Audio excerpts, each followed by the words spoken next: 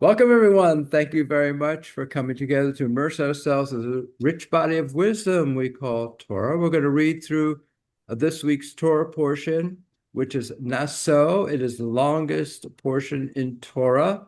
It is found in Book of Numbers, beginning at chapter 4, verse 21. And after we've read through the English translation of our portion, we'll have our conversation about it. And let me share with you the opening set of verses, and then I'll invite others to have an opportunity to read as well. Once again, Parshat Naso, chapter 4, verse 21. God spoke to Moses, take a census of the Gershonites. Wait, sorry to interrupt. Can we do the bracha first? Or Thank you so much. okay, so sorry to interrupt. Yeah, it doesn't feel right otherwise. Yeah. Good interruption. Please join me, if you like to, in saying a blessing for the opportunity of this moment. Baruch atah Adonai Eloheinu melech haolam asher kidshanu mitzvotav v'tzivanu la'asot divrei Torah. Amen. We're grateful for this moment of immersing ourselves in words, deeds, and relationships of Torah. We begin with chapter 4, verse 21.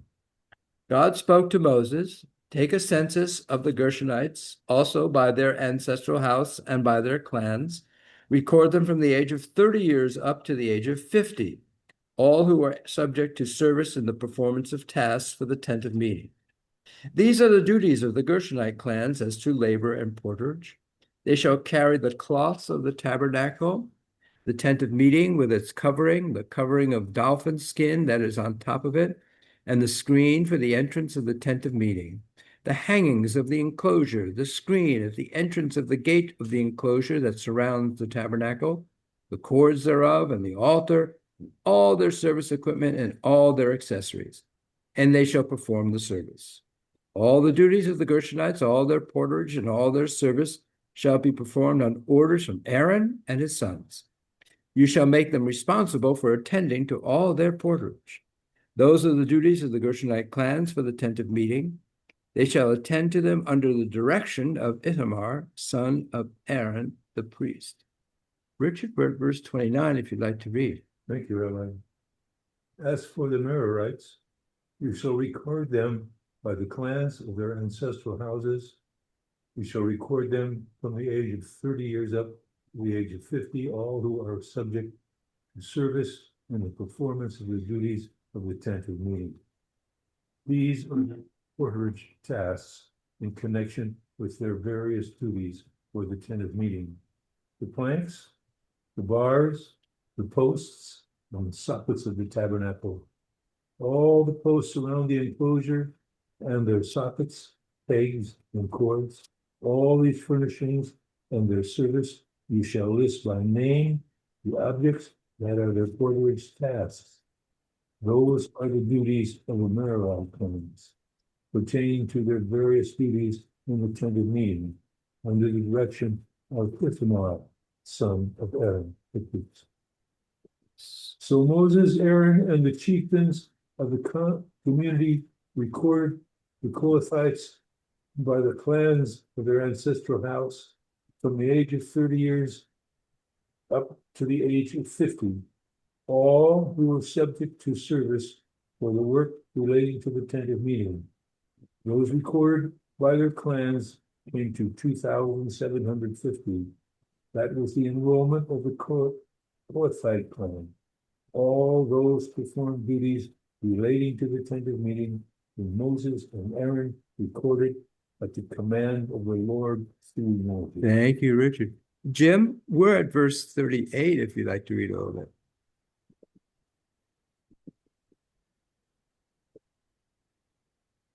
Thank you, Rabbi.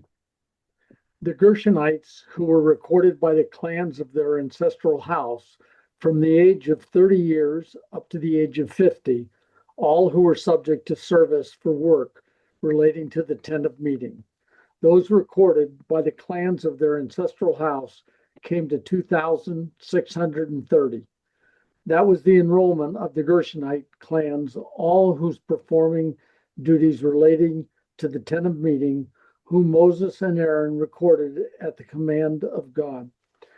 The enrollment of the Merarite clans by the clans of their ancestral house from the age of 30 years up to the age of 50, all who were subject to service for relating to the tent of meeting.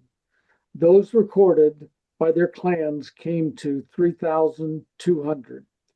That was the enrollment of the Merarite clans, which Moses and Aaron recorded at the command of Adonai through Moses.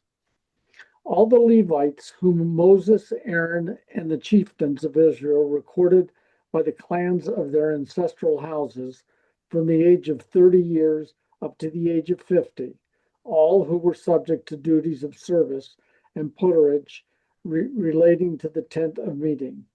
Those recorded came to 8,580. Each one was given responsibility for his service and porterage at the command of Adonai through Moses, and each was recorded as Adonai had commanded Moses. Oh, thanks so much, Jim. Mark Levinstein, we're at the very start of chapter 5, if you'd like to read. Who did you call? Who did you call? And you, Mark, you'll need to unmute. I clicked on it. I guess it didn't. Actually, it did unmute, and then something happened. Anyway, the Lord spoke to Moses, saying, "Instruct the Israelites to remove from camp anyone with an eruption or a discharge, and anyone defiled by a corpse. Remove male and female alike. Put them outside with the camp, so that they do not defile the camp of those in whose midst I dwell." The Israelites did so, putting them outside the camp as the Lord had spoken to Moses. So the Israelites did. The Lord spoke to Moses, saying, "Speak to the Israelites. When a man or woman commits any wrong toward a fellow man, thus breaking faith with the Lord, and that person realizes his guilt, he shall confess the wrong that he has done. He shall make restitution in the principal amount and add 1/5 to it, giving it to him whom he has wronged. If the man has no kinsman to whom restitution can be made, the amount repaid shall go to the Lord for the priest, in addition to the ram of expiation, with which expiation is made on his behalf. So too, any gift among the sacred donations that the Israelites offer shall be the priest's, and each shall retain his sacred donations. Each priest shall keep what is given to him. When I spoke to Moses, saying, "Speak to the Israelite people and say to them, if any man's wife has gone astray and broken faith with him, and that a man has had carnal relations with her unbeknownst to her husband, and she keeps secret the fact that she has defiled herself without being forced, and there is no witness against her, but a fit of jealousy comes over him, and he is wrought up about the wife who has defiled herself, or if a fit of jealousy comes over one, and he is wrought up about his wife, although she has not defiled herself, the man shall bring his wife to the priest. He shall bring an offering for her 1/10 of an ephah of barley flour. No oil shall be poured upon it, and no frankincense shall be laid on it, for it is a meal offering of jealousy, a meal offering of remembrance, which recalls wrongdoing." Well, thank you so much. Mark Thompson, you want to read a little bit? We're at verse 6. I would, thank you. The priest must bring her forth and present her before God. The priest must take holy water in an earthen vessel, and the priest must take some earth from the tabernacle floor and put it into the water. The priest must present the woman before God. He must expose the hair on the head of the woman. He must place the grain offering of remembrance, which is a grain offering of jealousies, into her hands. All the water that may prove bitter and fatal remains in the priest's hand. The priest must then place her under oath and say to the woman, if no man has lain with you and you have not gone astray to become defiled by another man in place of your husband, be absolved through this bitter, fatal water. But as for you, if you have gone astray, with another man instead of your husband, and have become defiled, and another man besides your husband has lain with you, the priest must then adjure the woman with the oath of the curse. The priest must say to the woman, may God make you into a curse and an oath among your people when God causes your thigh to rupture and your belly to swell. For this fatal water will enter your innards, causing the belly to swell and the thigh to rupture. The woman must say, Amen, Amen. Then the priest must write these curses on a scroll and erase it in the bitter water. He must give the bitter, fatal water to the woman to drink, and this fatal water will enter her, becoming bitter. The priest must take the grain offering of jealousies from the woman's hand and wave the grain offering before God and bring it to the altar. The priest must scoop out from the grain offering its memorial portion and burn it up upon the altar, and then he must give the woman the water to drink. He must be unfaithful to her husband. The fatal water will enter her to become bitter, and her belly will swell, and her thigh will rupture. The woman will be a curse among her people. But if the woman had not become defiled, and she is guiltless, she will be exempted and bear children. This is the law of suspicions, which is applied when a woman strays with someone other than her husband and is defiled. And the spirit of suspicion comes over a husband, and he warns his wife, and he presents the woman before God. Priests must do to her all the procedures in this law.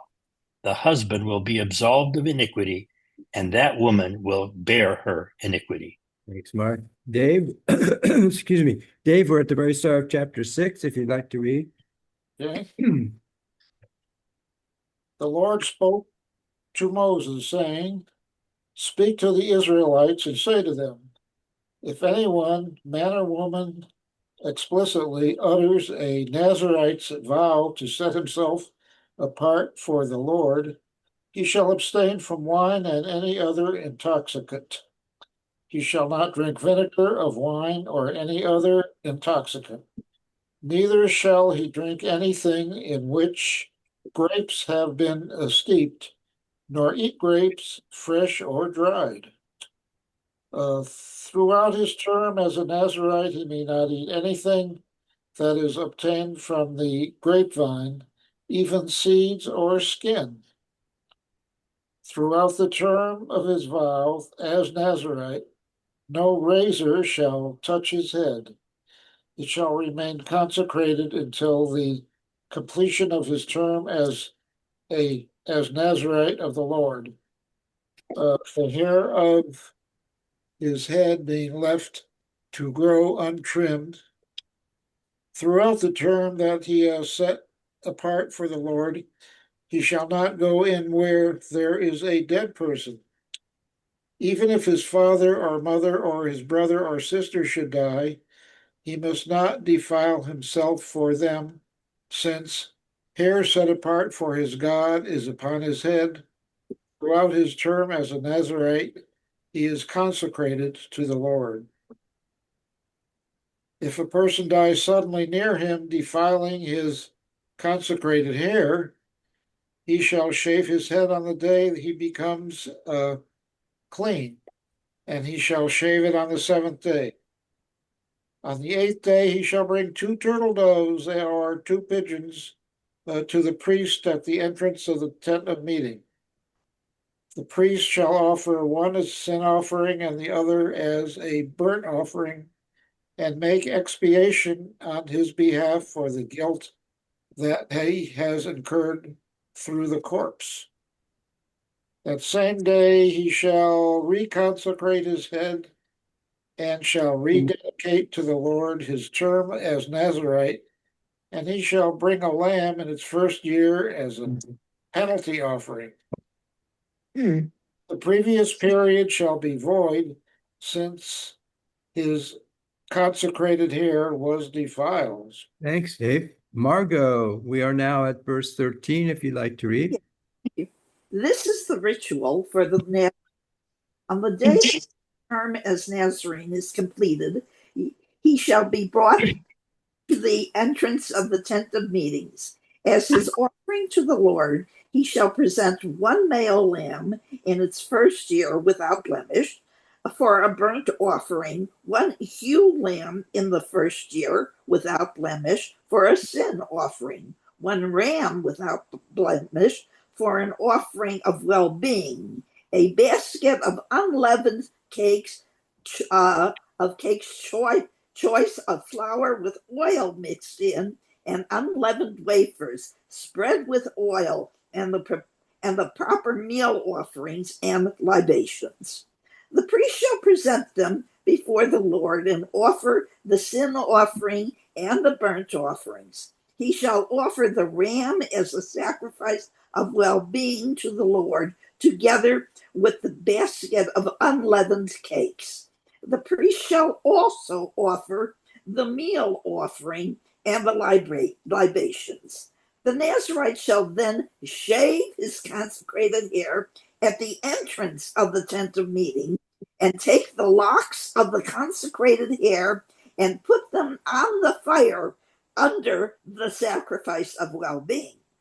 The priest shall take the shoulder of the ram when it has been boiled, one unleavened cake from the basket, and one unleavened wafer, and place them on the hands of the Nazarite after he has shaved his consecrated hair. The priest shall elevate him as an elevation offering before the Lord, and this shall be a sacred donation for the priest, in addition to the breast of the elevation offering and the thigh of gift offering. After that, the Nazarite may drink wine. Such the obligation of the Nazarite, except that he who vows an offering to the Lord of what he can afford beyond his Nazarite requirements must do exactly according to the vow that has made beyond his obligation as Nazarene. The Lord spoke to Moses, "Speak to Aaron and his sons. Thus shall you bless the people of Israel, and say to them, the Lord bless you and protect you. The Lord deal kindly and graciously with you. The Lord bestow his favor upon you and grant you peace. Thus they shall link my name with the people of Israel, and I will bless them." Thank you so much, Margo. And David and Susan, we're starting chapter 7, if you'd like to read. Thank you, Rabbi. Thank you very much. And it happened on the day Moses finished setting up the tabernacle that he anointed it and consecrated it and all its furnishings, and the altar and all its furnishings, and he anointed them and consecrated them. The chieftains of Israel, the heads of their fathers' houses, they are the chieftains of the tribes. They are the ones who stand over the reckoning, brought forward and set their offering before the Lord. 6 covered wagons and 12 oxen, a wagon for every 2 chieftains and an ox for each one. And they brought them before the tabernacle, and the Lord said to Moses, saying, "Take from them, and they shall be for doing the work of the tent of meeting. And you shall give them to the Levites, each man according to his work." And Moses took the wagons and the oxen and gave them to the Levites. The 2 wagons and the 4 oxen he gave to the Gershonites according to their work, and the 4 wagons and the 8 oxen he gave to the Merarites according to their work in the hand of Ithamar, son of Aaron the priest. And to the Kohathites he did not give, for the work of the sanctuary was upon them. On the shoulder did they carry. And the chieftains brought forward the dedication offering of the altar on the day it was anointed. And the chieftains brought forward their offering for the dedication of the altar. And the Lord said to Moses, one chieftain each day shall offer his offerings for the dedication of the altar. The one who presented his offering on the first day was Nashon, son of Aminadab, of the tribe of Judah. His offering, 1 silver bowl weighing 130 shekels, and 1 silver basin of 70 shekels by the sanctuary weight, both filled with choice flour with oil mixed in for a meal offering. 1 gold ladle of 10 shekels filled with incense, 1 bull of the herd, 1 ram, and 1 lamb in its first year for a burnt offering, 1 goat for a purgation offering, and for a sacrifice of well-being, 2 oxen, 5 rams, 5 he-goats, 5 yearling lambs. And that was the offering of Nashon, son of Amminadab. On the second day, Nethanel, son of Zuar, chieftain of Issachar, made his offering. He presented as his offering 1 silver bowl weighing 130 shekels and 1 silver basin of 70 shekels by the sanctuary weight, both filled with choice flour with oil mixed in for a meal offering. 1 gold ladle of 10 shekels filled with incense, 1 bull of the herd, 1 ram, and 1 lamb in its first year for a burnt offering, 1 goat for a purgation offering, and for a sacrifice of well-being, 2 oxen, 5 rams, 5 he-goats, and 5 yearling lambs. That was the offering of Nethanel, son of Zuar. On the third day, it was the chieftain of the Zebulunites, Eliab, son of Helon. His offering 1 silver bowl weighing 130 shekels, 1 silver basin of 70 shekels by the sanctuary weight, both filled with choice flour with oil mixed in for a meal offering, 1 gold ladle of 10 shekels filled with incense, 1 bull of the herd, 1 ram, and 1 lamb in its first year for a burnt offering, 1 goat for a purgation offering, and for his sacrifice of well-being, 2 oxen, 5 rams, 5 he-goats, and 5 yearling lambs. That was the offering of Eliab, son of Helon. Oh, thank you both so much. Robert, we're now at verse 30, if you'd like to read. Yes, thank you. On the 4th day, Eleazar, the son of Shephadur, prince of the children of Reuben, did offer.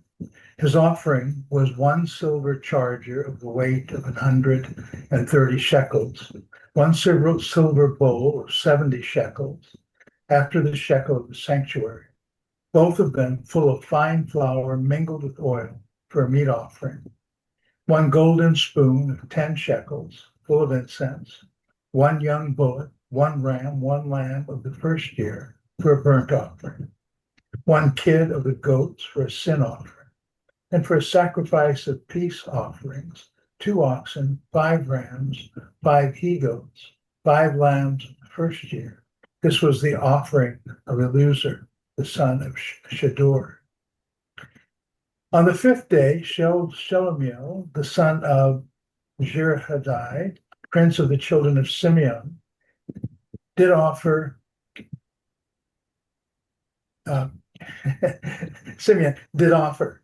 His offering was 1 silver charger, the weight whereof was 130 shekels, 1 silver bowl of 70 shekels, after the shekel of the sanctuary, both of them full of fine flour mingled with oil for a meat offering, 1 golden spoon of 10 shekels full of incense, 1 young bullock, 1 ram, 1 lamb of the first year for a burnt offering, 1 kid of the goats for a sin offering, and for a sacrifice of peace offerings, 2 oxen, 5 rams, 5 he-goats, 5 lambs of the first year. This was the offering of Shelomiel, the son of Zurishaddai. On the 6th day, Elias, the son of Duel, prince of the children of God, offered. His offering was 1 silver charger of the weight of 130 shekels, a silver bowl of 70 shekels, after the shekel of the sanctuary, both of them full of fine flour mingled with oil for a meat offering, 1 golden spoon of 10 shekels full of incense, 1 young bullock, 1 ram, 1 lamb of the first year for a burnt offering, 1 kid of the goats for a sin offering, and for a sacrifice of peace offerings, 2 oxen, 5 rams, 5 he goats, 5 lambs of the first year. This was the offering of Eliasaph, the son of Duel. Thank you, Robert. Thank you so much. Jay, we're at verse 48, if you'd like to read a bit. Thank you, Rabbi. On the seventh day, it was the chieftain of the Ephraimites, Elishama, son of Ammihud, his first offering, 1 silver bowl weighing 130 shekels and 1 silver basin of 70 shekels by the sanctuary weight, both filled with choice flour with oil mixed in for a grain offering, 1 gold ladle of 10 shekels filled with incense, 1 bull of the herd, 1 ram, and 1 lamb in its first year for a burnt offering, 1 goat for a purification offering, and for his sacrifice of well-being, 2 oxen, 5 rams, 5 he goats, and 5 yearling lambs. This was the offering of Elishama, son of Ammihud. On the 8th day, it was the chieftain of the Manassites, Gamaliel, son of Pedasur. His offering, 1 silver bowl weighing 130 shekels, and 1 silver basin of 70 shekels by the sanctuary weight, both filled with choice flour, with oil mixed in for a grain offering, 1 gold ladle of 10 shekels filled with incense, 1 bull of the herd, 1 ram, and 1 lamb in its first year for a burnt offering, 1 goat for a purification offering, and for his sacrifice of well-being, 2 oxen, 5 rams, 5 he goats, and 5 yearling lambs.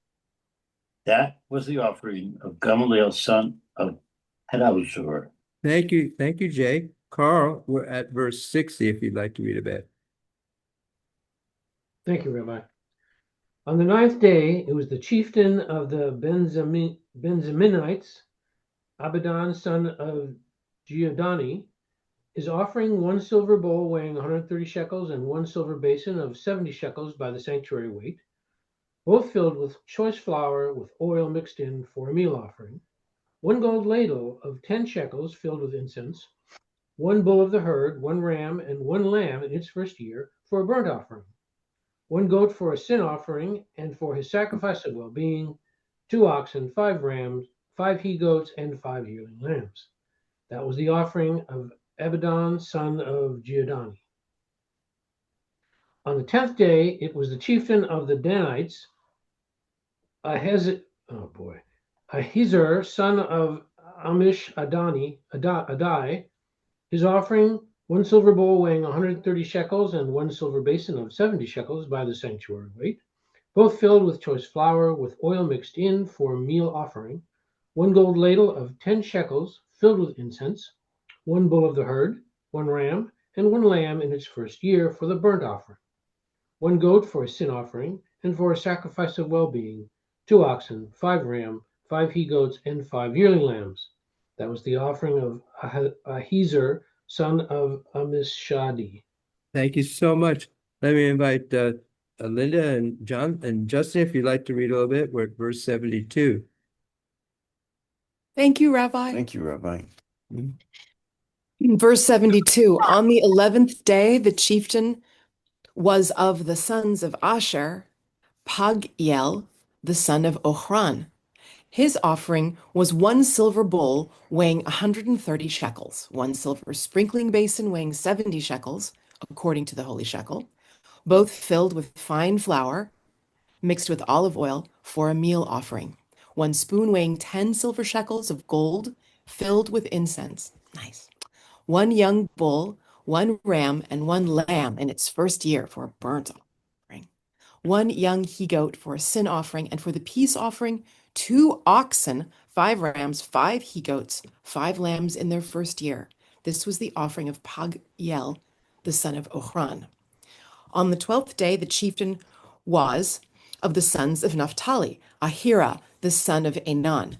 His offering was 1 silver bowl weighing 130 shekels, 1 silver sprinkling basin weighing 70 shekels, according to the holy shekel, both filled with fine flour, mixed with olive oil for a meal offering, 1 spoon weighing 10 silver shekels of gold, filled with incense, 1 young bull, 1 ram, and 1 lamb in its first year for a burnt offering, 1 young he-goat for a sin offering, and for the peace offering 2 oxen, 5 rams, 5 he-goats, 5 lambs in their first year. This was the offering of Ahira, the son of Enan.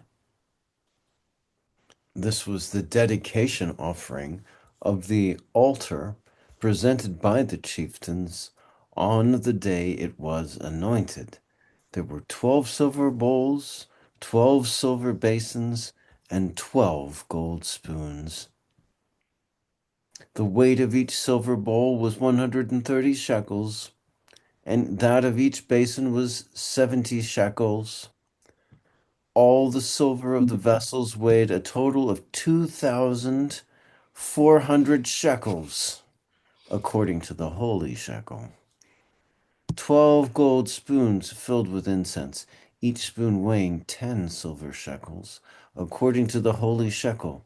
All the gold spoons totaled 120 shekels. The total of the cattle for the burnt offerings was 12 bulls, 12 rams, and 12 lambs in their first year with their meal offerings, and there were 12 young he-goats for sin offerings. The total cattle for the peace offerings was 24 oxen, 60 rams, 60 he-goats, and 60 lambs in their first year. This was the dedication offering for the altar after it was anointed.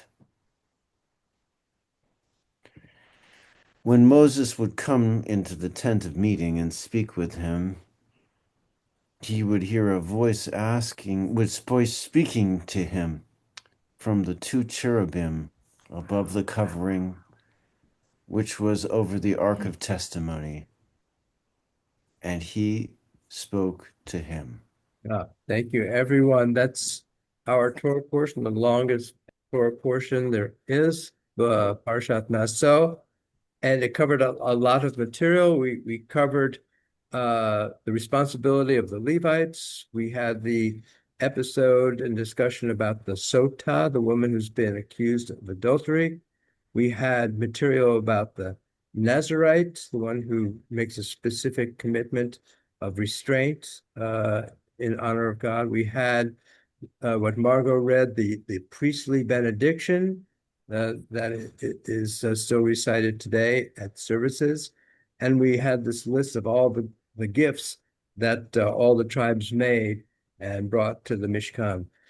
So with all that material, would love to know what in that portion either provoked you, jumped out at you, intrigued you, mystified you, or in any way spoke to you or confounded you. So I've got Rose and then Mark and then Justin and Linda. So go ahead, Rose. Well, thank you, Rabbi. A couple of things interested me, but I'll go through very quickly. The Nazarite was very interesting. There seems to be this big focus on the hair and its consecrated hair. And I looked this up, and it sounds like hair was considered a vital force in many ancient cultures. There was a whole thing about hair. And that it was a life force. So I'm wondering, why someone would take an oath like that. Was it a feeling that by leaving the hair to grow, that it would somehow invigorate them? I'm just tossing that out here. I was very interested in chapter 7, although it looks tedious, the 5 goats and 8 whatevers and the partridge in a pear tree and all this. What's interesting about it, I think, is the literary device that's being used, because each tribe chieftain gives the exact same thing. So you say, well, why do they have to mention the chief of God, Dan and Naphtali and Zebulun, because they're all giving the exact same thing. So I think that it's explicit that they are all giving the same thing, so that one tribe can't be judged to be richer or better than the next. But the fact that they're mentioning them kind of gives them covet, gives them recognition, because it could have just as easily been said, all the chieftains of, Reuben, Shimon, Levi, they all gave, the ladle and 2 goats and all this. But they don't. Great, They get out each one. great, That's great. I'm going to cycle back to that for sure. So, and then let me call upon Mark Thompson. Go ahead. Thank you, Rabbi. I have a couple questions. And one, just reading through this, a practical question, and it's this. I wanted to know, how did they manage to amass so much wealth in the desert to make all these offerings, especially considering that they had already deposited much of it for the creation of the golden calf? That's just one very practical question. And then the second one, I'm very interested also to follow up with what Rose was saying about the Nazarite who takes a vow of abstinence. And one component of that vow is the prohibition of consuming grapes and grape products. And that the Nazarite, at the conclusion of the period of his vow, he has to bring a sin offering. So the question is, what sin has he committed? Someone for whom the Torah's obligation were not enough and who sought to add extra ones. I did a little research on this, and I found a quote by a Rabbi Elazar HaKapar, who says, because he deprived himself of wine, the Talmud derives from this, if someone who merely abstained from wine is considered to have sinned, how much more so for every other thing from which one withholds enjoyment. And from that, I almost got the impression that it would be a sin not to drink wine for any other person except the Nazarite. That's all I have to say. Great, great, great. Okay. Justin and Linda? Thanks, Rabbi. Just 3 things. My question was Mark's question. Where in the world did they get all these precious metals in such huge quantities? And Justin says Egypt, of course, they have them from Egypt, and I'm sure that's true. But I would like to know what you think about that as well. Second, the idea of the holy shekel. I don't know of a sacred scripture that canonizes their their monetary, or whatever you want to call it, their system of weights or something like that. It's pretty cool. And there was one other thing that escapes me right now. Oh, I know what it is. It's the interdictions against adultery for a woman against her husband, or supposed adultery. Perhaps there was adultery. Maybe it's even rape. Oh my gosh, she's guilty on all counts. Do the rabbis, maybe in Midrash or something, talk about if the tables are turned, if it's the husband who happens to be unfaithful, or is it just the one-way street? Oh, thanks, Mark. I thought so, but I just wanted to ask Rabbi. Thank you so much. Those were my questions. Great, great, great, great, great, great questions. Okay. And let me get Robert. Yeah. Well, before I make my comment, I want to respond to Rose's question. Rose, I don't know, but I'd certainly like to have more. I used to have plenty. I'd like to have more. She asked about the hair, right? And some of us, our hair has fallen and gone. So nice to have more. What comes to my mind is that all of this is about offering and sacrifice. And offering and sacrifice of diverse things, whether it be life, which is the bulls, the lambs, etc., or things precious like silver and gold, and things prized like incense. And so when I think of it in my own life, translating it to my own life, for me, the message is, what is it that I'm supposed to offer in this day? And so I would translate that what I can offer is my life, not not to be martyred to the stake, unless I'm asked, but typically that's not our lot. But through our character and our goodness, our actions, our thoughts, sacrifice the animal nature, offer that up so we have more of the angelic or spiritual nature. And then it's interesting that all these different elements, I have to be detached. Doesn't mean I can't enjoy, but to be detached from things of wealth like silver and gold. Many of us have comfortable lives. Doesn't mean we have to be attached to it. And so that's what struck my mind. That's what struck my mind. Great, great. Thank you so much. And let me call upon Mark Levinstein. Yeah, I've been pondering what is meant by being granted peace. We meant by what? The Granted peace granted peace. Okay. in the blessing. I mean, peace can mean so many different things at so many different levels, and I think that without some lack of peace in some form, some struggle, there isn't growth.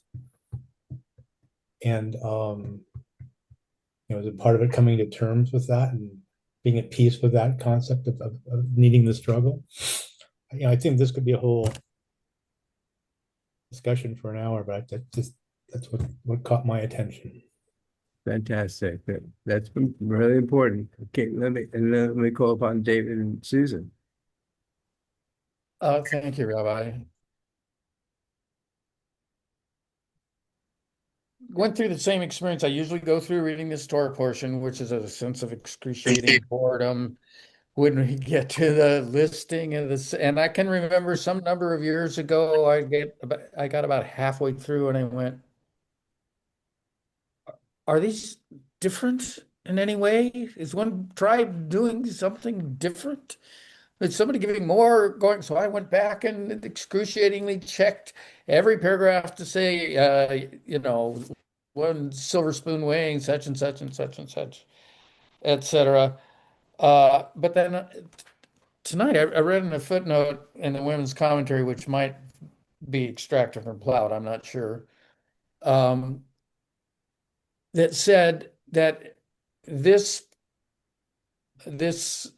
portion of the portion is really similar to other books of accounting that they found in other cultures around Israel, Judah, in the old days, like at Ugarit, and where it was sort of an accounting tradition to lay these things out in horizontal lines. So every tribe would have its own horizontal line. And when you do that, then all the identical words are right underneath each other. And you can see a quick picture without the excruciating listening to everybody read it, a quick picture that it's all identical except this one row where the names change. And so it's sort of like almost a song or a recitation or something of the 12 tribes. So that was my insight tonight, and it makes it more enjoyable, and I feel less guilty about snoozing. Thank you. Thanks for bringing that bit of information about the image of how this all might be inscribed. Thank you. And let me call upon Deborah. Yes, thank you. So in pondering over this entire very long parasha, I'm wondering what is the overarching message? What is the connection between all of this? What comes forth as the message, so to speak? And are these related? All of these, all this narrative, or is it pieced together separately?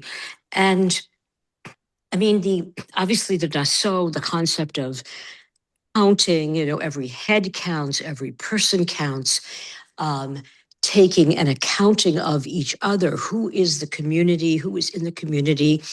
Both as a way of creating community and relationship, but also as a way of survival in the Bamidbar. And so I understand Naso. And then the very detailed, repetitive descriptions of the offerings as a way of the people's, the Bnei Israel's ongoing relationship with God, or introduction to getting to know God in their lives, or as a way of coming, karov, of bringing an offering that will bring them closer and into relationship with God. And I think that does relate to us, as we try to karov, come closer to God and offer what we can.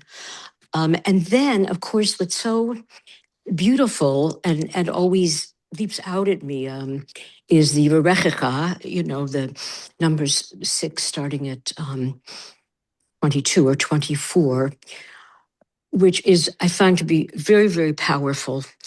And it sort of seems as if it comes from another place and another time, and is included in this parasha. And I think that, as Mark was pointing out, I mean, each of these requests or hopes or aspirations, may we be blessed and protected, may we be dealt with kindly and with grace. Grace is such an enigmatic but wonderful, mysterious word, and concept. And then God's face lifted upon us. How beautiful is that? And then may we have the gift of shalom, wholeness, fulfillment, contentment. But it's sort of incongruous, this beautiful poetic Nice litany. Yeah. Okay. Thank you. Yeah, I know. I really appreciate your bringing that piece in. What we know as the priestly benediction. Um, so here's what came to my mind as you're all sharing your thoughts and your reflections, which is my primary. When I was in college, my primary courses of study where there was one track that was as a historian, and then the other track was as in the field of art appreciation. And when I come to this material, I find the historian in me kind of drops, and it's the art appreciation person that rises to the surface. So these lovely, really intriguing questions about, for example, where did all this material come from? Where did they get all the wealth and so forth? And I start pondering that, and then I remember we have no evidence that this story ever happened as a historical event. So what's being recorded, what we're reading, is not as I read it through the eyes of the art appreciator, in the sense that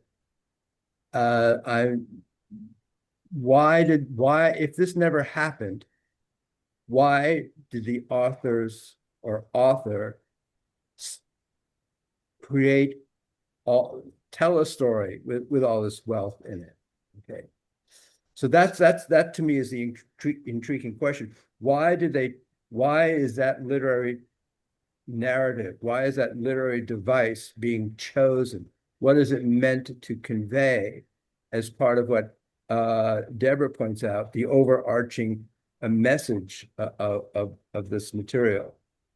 So I do have one bit of historical information to add on, and that's in response to Linda's question about adultery and what do the rabbis think and so forth. So there's no historical evidence that this ritual for the woman accused of adultery, that ritual is ever performed.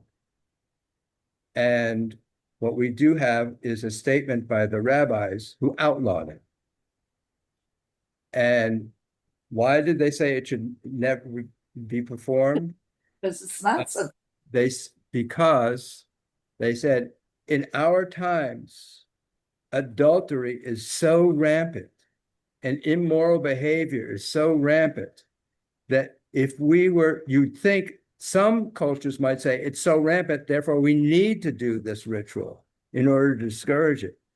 But the rabbis say it is so rampant, and in particular, men are so engaged in adulterous behavior that if we were to initiate this kind of ritual, it would be devastating to the whole community and would be endangering to the whole community. So we're going to outlaw. So that's about that ritual.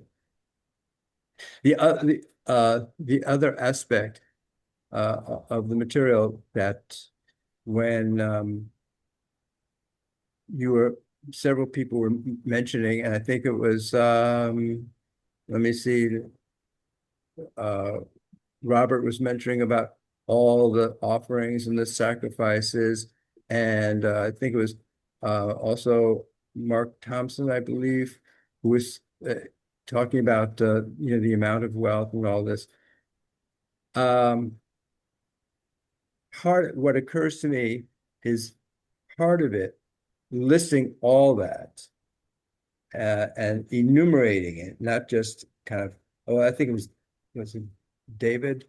Why not just cut to the quick and say, well, this is the total number that was brought to the Mishkan? Why have to go through each tribe? And for me, as a literary device, what that does is it reinforces and the early message that we get from the opening up of the book of Numbers, which is that there is this sense of organization of the entire community.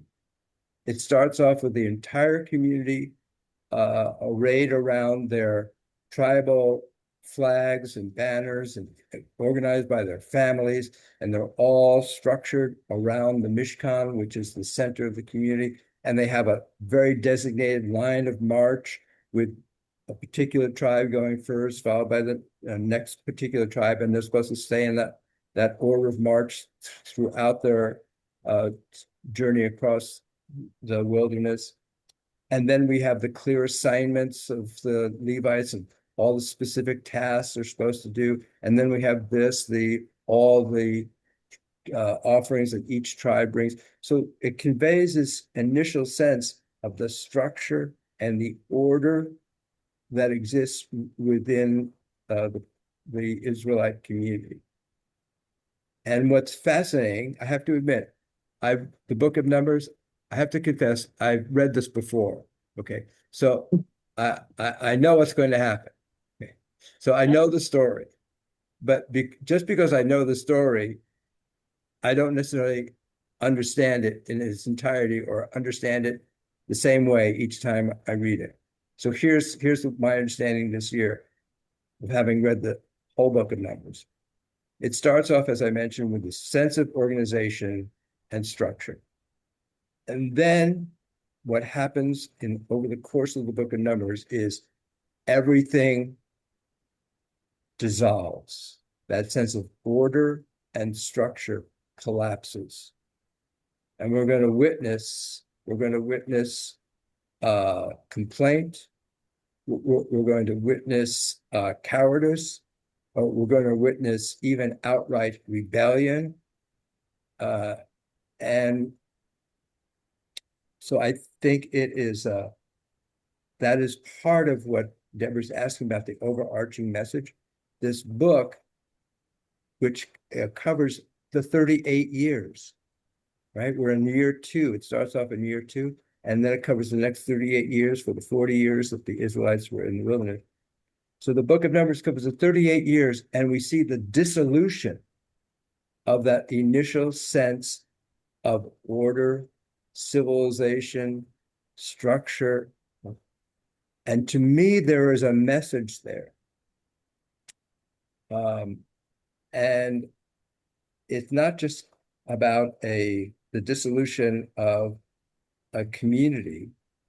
If this, on the spiritual level, the way I'm reading this book now, is that it's telling us about a 40-year journey that a soul goes on. Mhm. A 40-year journey that a soul goes on in order to deconstruct the self, in order to become, hopefully, a higher self, in order to enter the land of promise. And the land of promise is not just a geographical place. The land of promise is where one reaches full integration of oneself. That one is internally harmonious, and that one is in harmony and alignment with all of creation. That's the journey of the soul, of the spirit. And it starts off with a sense of a structure, and then one goes through this wilderness that we're going to talk about in a minute. This wilderness, this gap, where all of that dissolves, and if one wants to call it, the ego dissolves, but all of that dissolves so that one can achieve a higher spiritual state and enter into a place called home. So that's the way I'm reading it this year. So, and to bring up Deborah's point about, well, what's the priestly benediction doing in here? It seems anomalous to the rest of the material that we read in this portion. So here's what occurred to me just as Deborah was asking the question. The way the priestly benediction presumably happened back in ancient times was indeed the Levites would get up and they would recite this. But that's not the way it happened after the collapse of the temple. It's not the way it's supposed to happen now. It's not the way it happens now in an Orthodox congregation. The way it happens now is that those members of the congregation who can make a lineage to the priestly class, the Kohanim, they are responsible for, at a certain point in the service, getting up in front of the congregation and reciting these words that we read. But before they do that, they step out of the congregation and they are followed by those who identify with the lineage of the Levites. So someone named Levi will get up and go with Mr. Cohen, and they'll step outside of the service, and Mr. Levi is going to assist Mr. Cohen in getting ready, perhaps most traditionally washing their hands or feet. And then both the Levites and the Cohens will come back into the service. The Cohens will get up in front of the congregation. They will put their talitot over them. They'll extend their fingers like this out from underneath their talitot. And then what happens? Then a member of the congregation, neither a Levite nor a Kohen, but a member of the regular class of Israelites, will get up, will stand and quietly say the first verse of the priestly benediction. And then the Kohens will then hear that and then they will announce it loudly. And then the rest of the congregation says, Ken Yehi Ratzon, may that be so. And then the prayer leader, who's not a Kohen, not a Levite, just a regular Israelite, will recite the second verse. And the same dynamic will happen. The Kohens will recite it out loud, and then everyone else says, Ken Yehi Ratzon? And they do that for a third time, the third verse. The notion there is that when that blessing is intended to bring the presence of God into the congregation. The spreading of the hands like this, those are supposed to be like like laser pointers, and God's spirit is supposed to come out through those fingers out unto the congregation.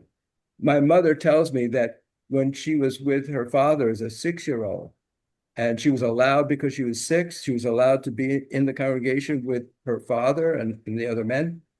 And her father, my grandfather, would cover her eyes with his talit to protect her from these powerful rays that were coming out. And so that's the drama of it.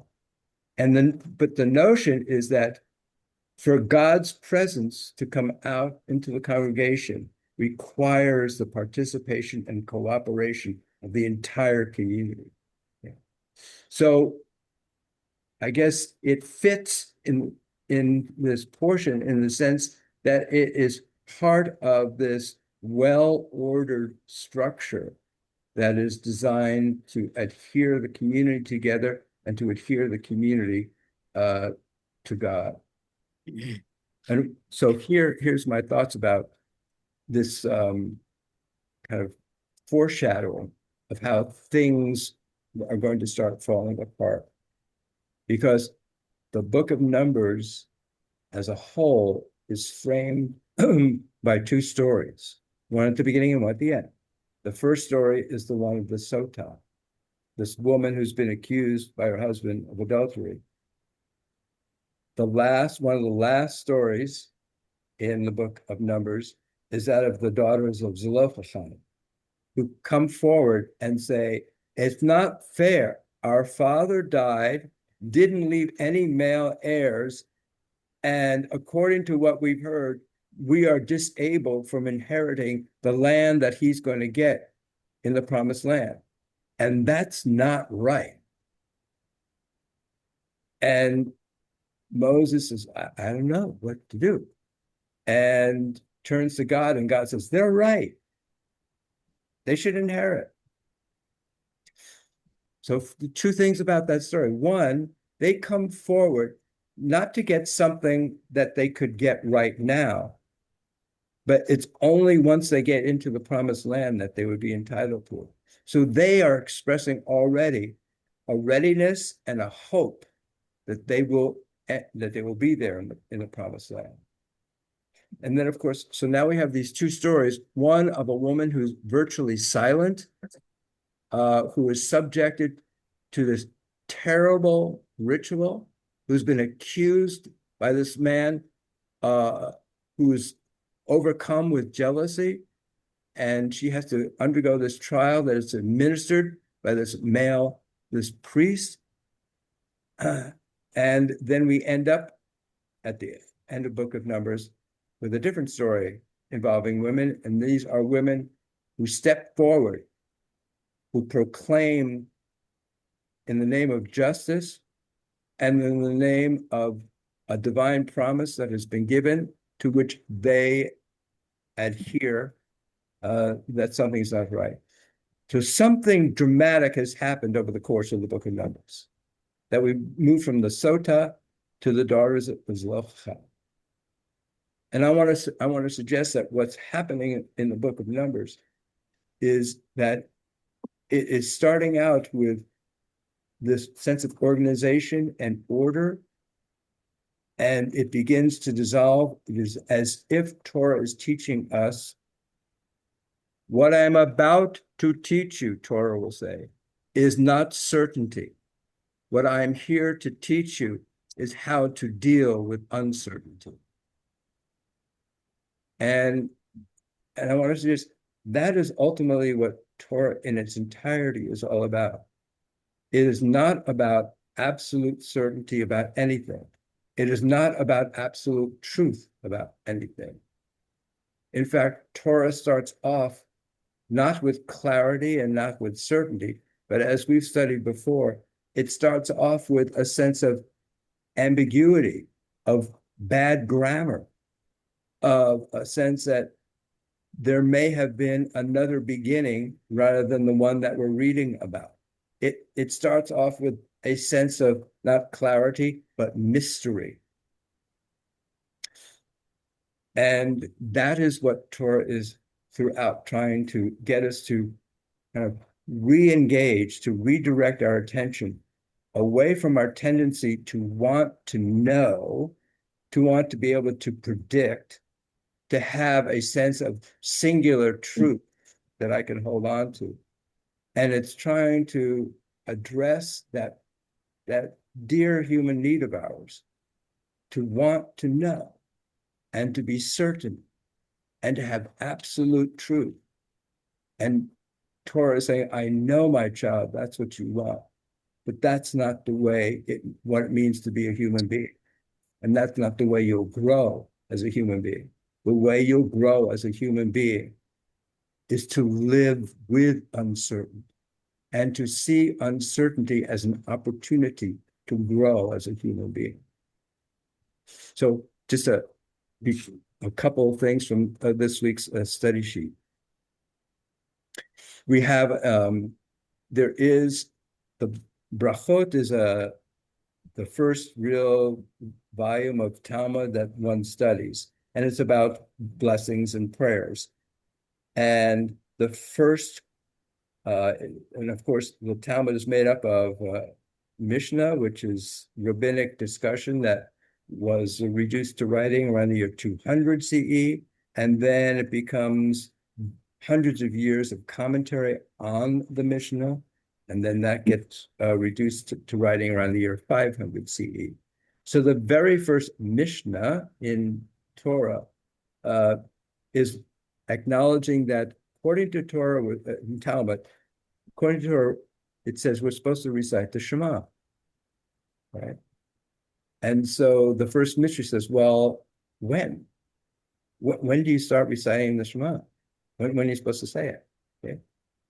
And then you have 300 years who spin off of whatever discussion the rabbis of the Mishnah have about that question. And that first question generates in about over 8 pages in a Talmud, that one question. And in those 8 pages, we find this. We find a bunch of rabbis who are looking at this quote from Psalms. Every pious man should pray to you, God, in a time when you may be found. Well, you can imagine, if you hear that, and you're sitting around with a bunch of people, you might say, well, when is God going to be found? When's a good time to pray to God? And so we have several answers.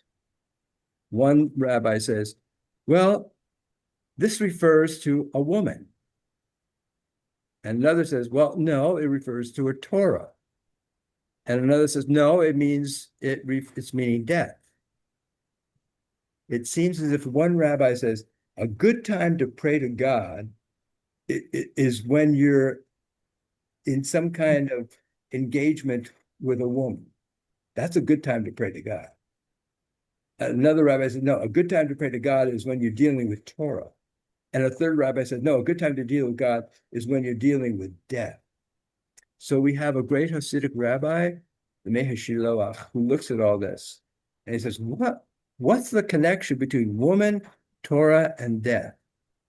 And he comes up with the answer is that they all have to do with a sense of all of those situations generate for a man doubt. They generate a sense of the unfathomable. I don't understand.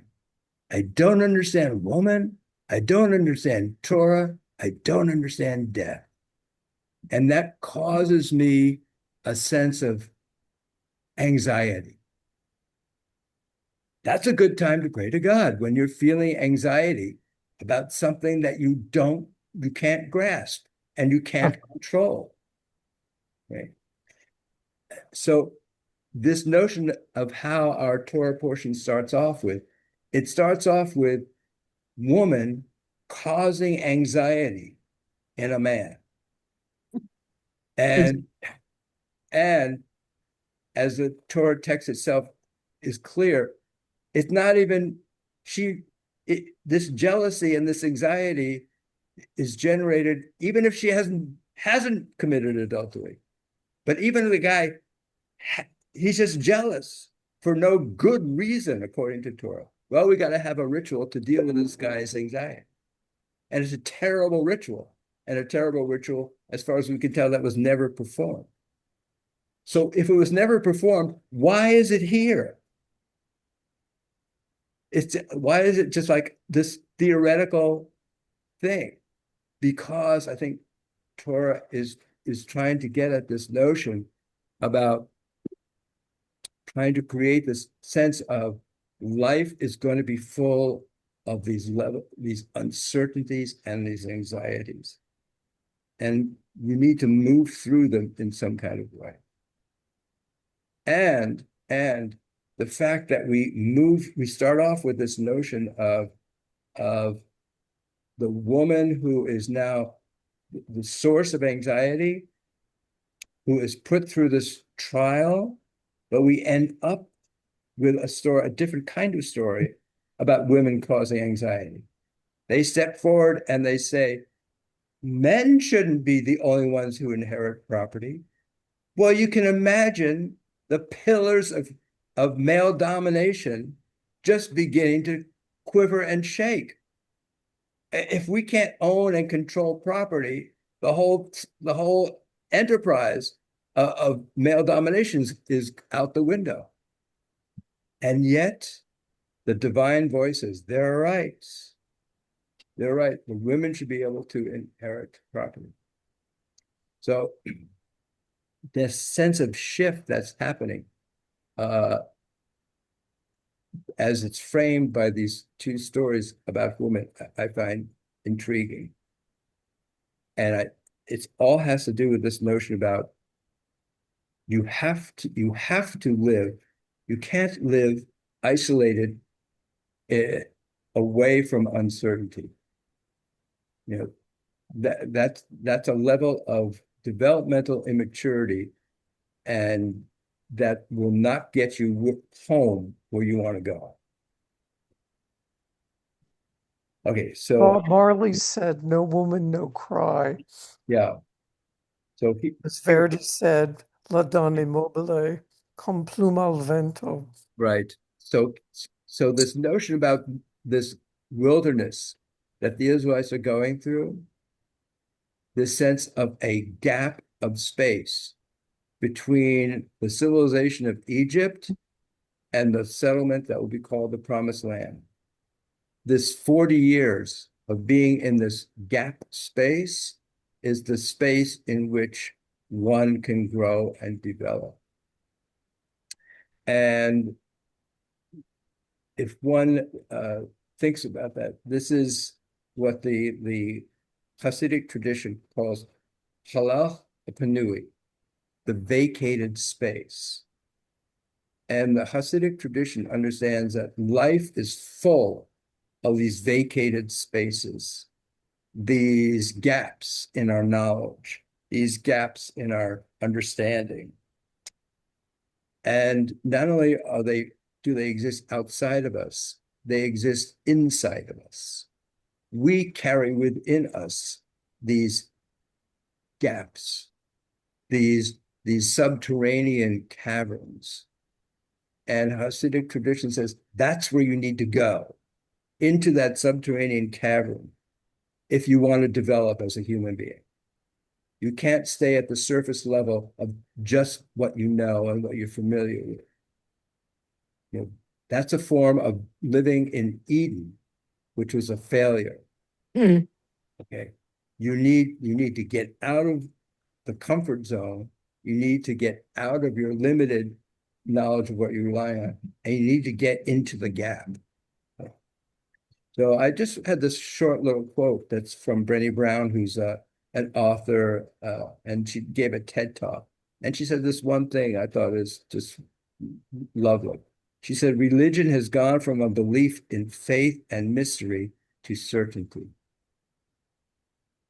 And that's why I said Judaism has always emphasized the mystery.